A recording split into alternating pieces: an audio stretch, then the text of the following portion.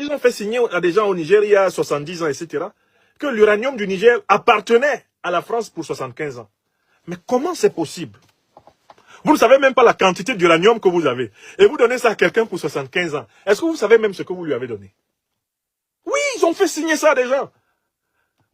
Vous les Nigériens, vous marchez sur votre terre. Il y a de l'uranium dedans. On vous fait signer un papier qui dit que ça appartient à la France pour 75 ans. Vous signez. Vous voyez le vol?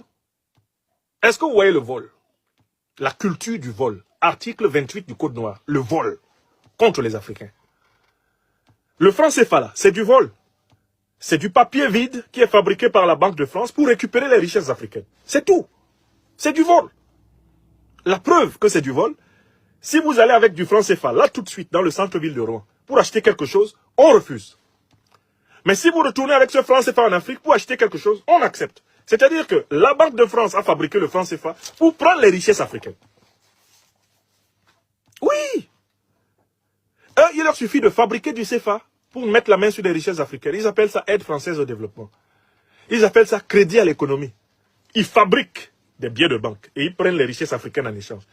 Quand toi-même tu viens, tu prends par exemple, je sais pas, 1 million ou 2 millions en Afrique francophone. Tu viens avec ça en France. Tu essaies d'entrer dans un restaurant à Paris pour te payer à manger.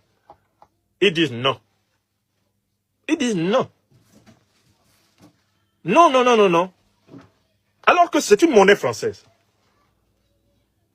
Mais quelle est cette monnaie française qui ne fonctionne pas en France? En fait, c'est un poste de douane, c'est un poste de péage installé par la France sur ses anciennes colonies et territoires sous tutelle pour se servir de leurs richesses gratis. C'est tout. Le franc CFA, c'est du vol. C'est la même chose que les mesures punitives qui sont prises contre le moindre Africain qui n'est pas d'accord. Tu n'es pas d'accord avec eux, ils se précipitent, commencent à fermer tes comptes, à bloquer ton argent. Ils te traquent, ils sont là. Tu n'es pas d'accord avec eux, ils te rendent ta vie à toi, là. Ils la rendent impossible. Mais c'est l'article 28. Il n'y a pas à chercher, là. Et l'article est en vigueur. Article 28.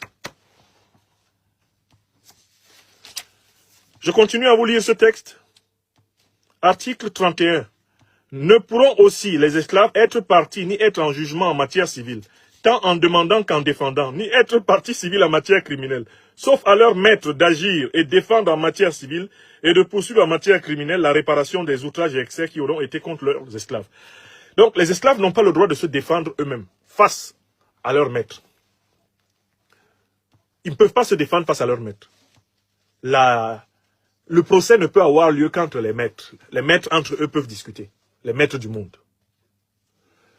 Ceci vous explique l'attitude, par exemple, de la puissance néocolonialiste française quand le Mali lui demande de venir s'expliquer suite aux accusations de soutien au terrorisme le 14 août 2022 à l'ONU.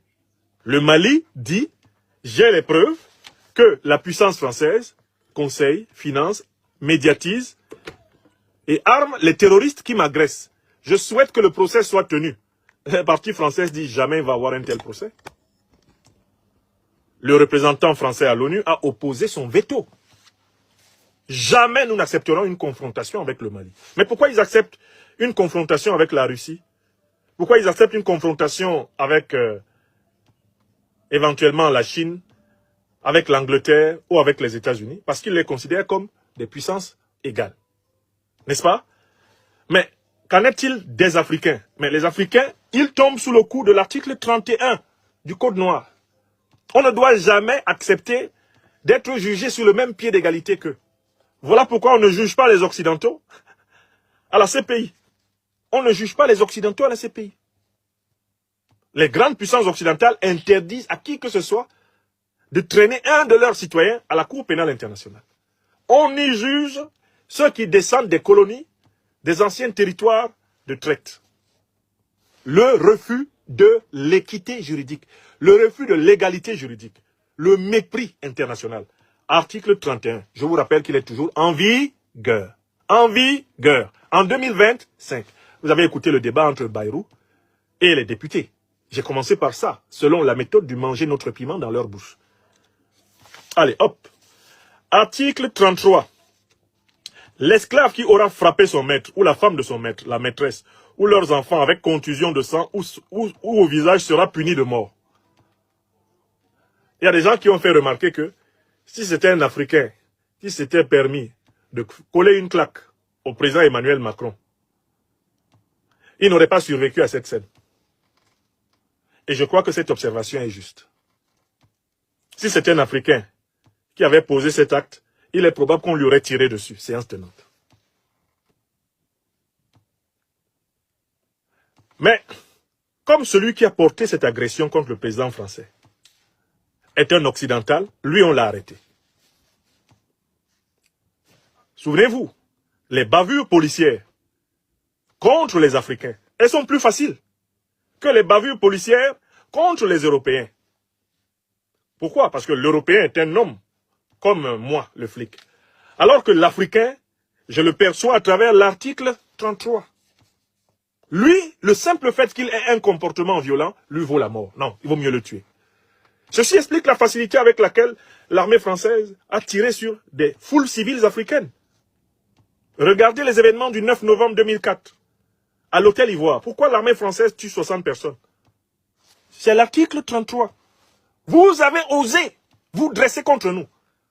Vous avez osé. Peut-être certains ont lancé un caillou. Vous avez osé vociférer sur nous, on tire. Il y a des moments dans l'histoire où une simple phrase agit comme un électrochoc collectif. Quand Franklin Nyamsi dénonce la signature d'un accord de 75 en cédant l'uranium du Niger à la France, il ne parle pas seulement d'un contrat économique. Il évoque une blessure symbolique, un rappel brutal de ce que la négligence politique peut coûter à une nation. Son ton est direct, ses mots sont tranchants, mais derrière cette colère, il y a une exigence morale, celle de la lucidité. Et c'est là que commence notre réflexion, ici, sur quelle leçon pour l'Afrique. Imaginez un peuple qui marche sur une terre remplie de richesses qu'il ne connaît pas, pendant qu'un autre, mieux informé, vient signer des papiers pour les exploiter pendant 3 générations. Cette image n'est pas qu'une métaphore, elle résume des décennies d'histoire africaine. Ce qui révolte Nyamsi, c'est moins le passé que la répétition. Comment des nations entières peuvent-elles encore céder leurs trésors sans en mesurer la valeur? Comment, après tant d'années d'indépendance, l'Afrique peut-elle encore ignorer la quantité réelle de ses ressources? Voilà la question, brûlante, douloureuse, mais essentielle. Et c'est cette question que nous devons tous affronter, avec courage et sans détour.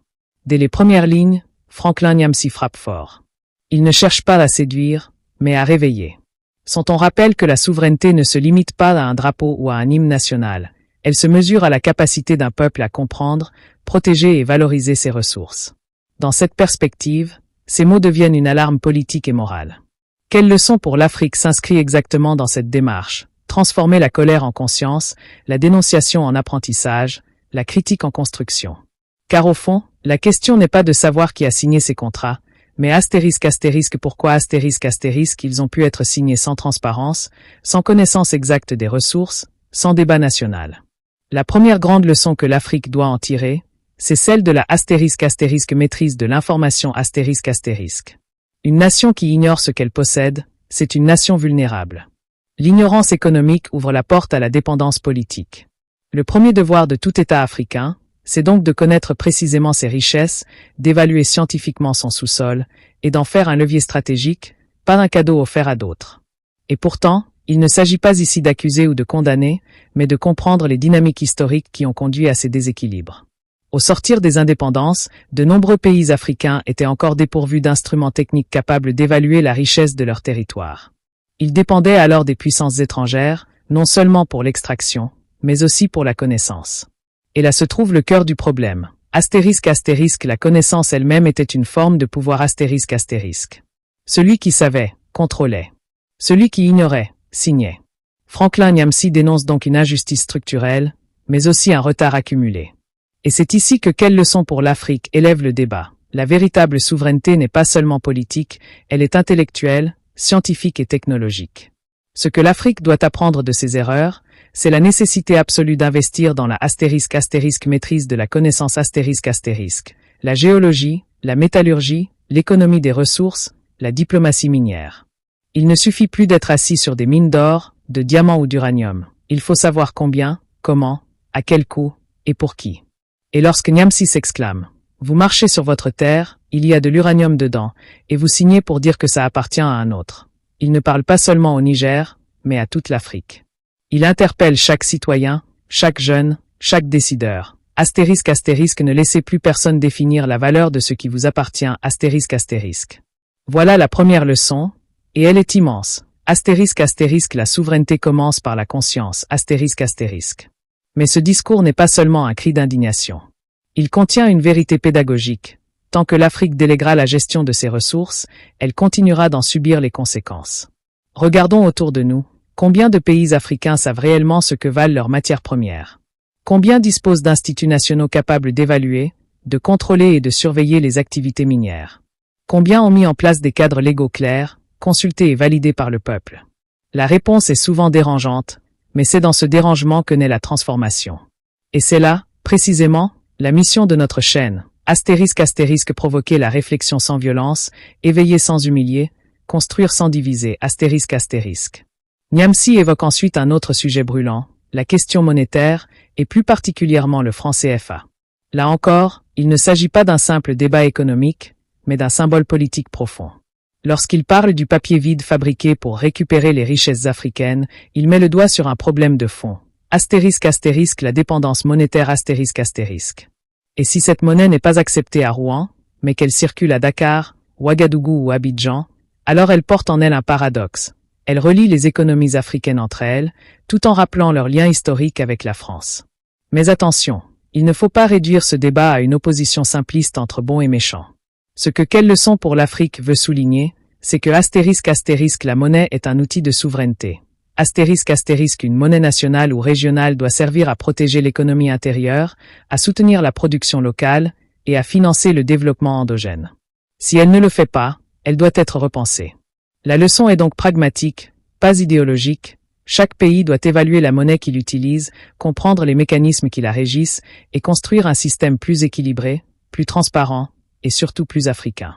C'est là que le discours de Niamsi, malgré sa virulence, prend une tournure instructive. Il nous pousse à réfléchir à la place de la astérisque astérisque finance astérisque astérisque dans nos vies, à la façon dont une décision monétaire peut influencer les politiques publiques, l'emploi, la dette et même la dignité d'un peuple. Et cette réflexion, nous devons la mener collectivement. Car l'économie ne se joue pas uniquement dans les banques centrales ou les ministères, elle se joue aussi dans les foyers, dans les marchés, dans les écoles. La souveraineté monétaire, c'est aussi la souveraineté du citoyen. Ainsi, quelle leçon pour l'Afrique ne relaie pas une colère, elle relaie un devoir. Le devoir d'apprendre, de comprendre et de se relever.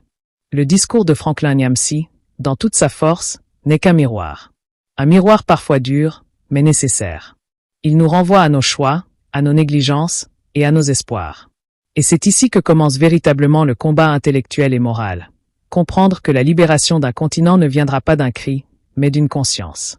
Une conscience instruite, lucide, organisée. Alors, face à ces mots, chacun doit se poser la même question. Astérisque astérisque quelle leçon pour l'Afrique? Astérisque astérisque. Mais il ne suffit pas de comprendre les erreurs du passé pour construire l'avenir. Il faut aussi savoir transformer cette prise de conscience en action collective. C'est là que débute la deuxième leçon, tout aussi cruciale. Astérisque astérisque le réveil du citoyen africain. Astérisque astérisque. Car l'histoire du continent ne changera pas seulement par la volonté des dirigeants, mais par l'engagement lucide et organisé des peuples eux-mêmes.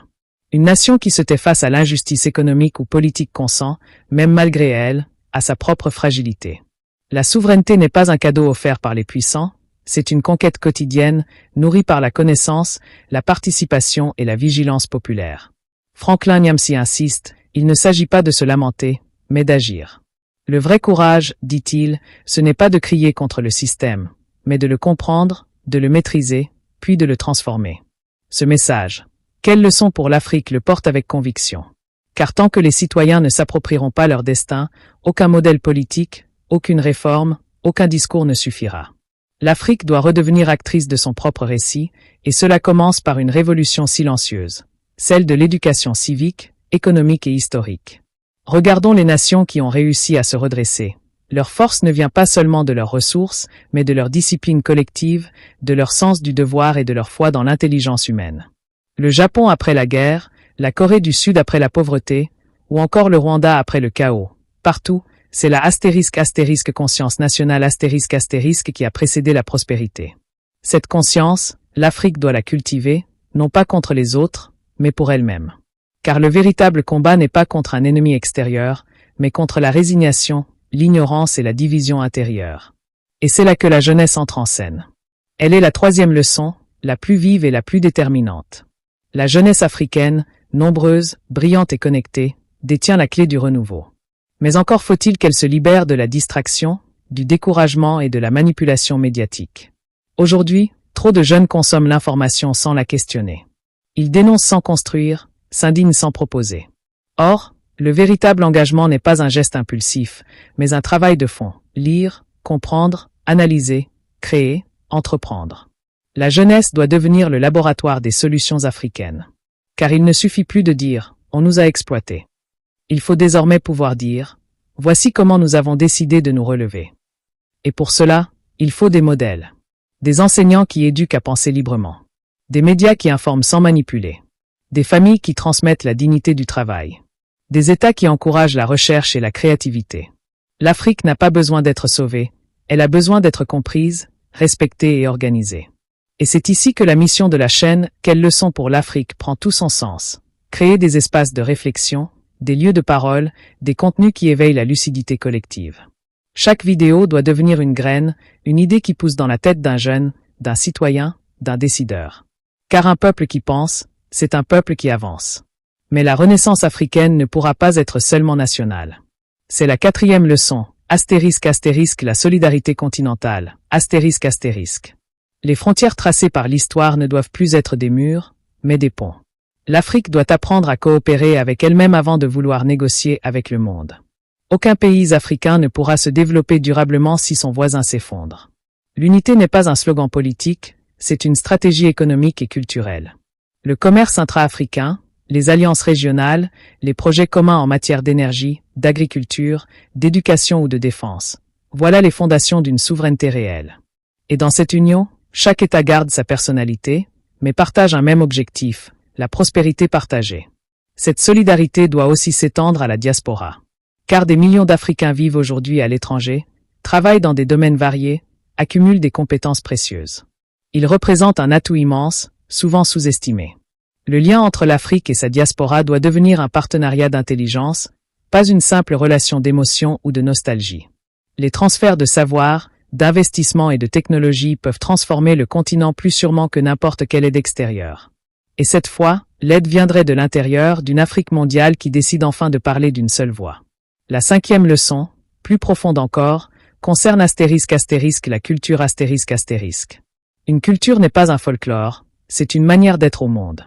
C'est elle qui donne à un peuple sa cohésion, son identité et sa dignité.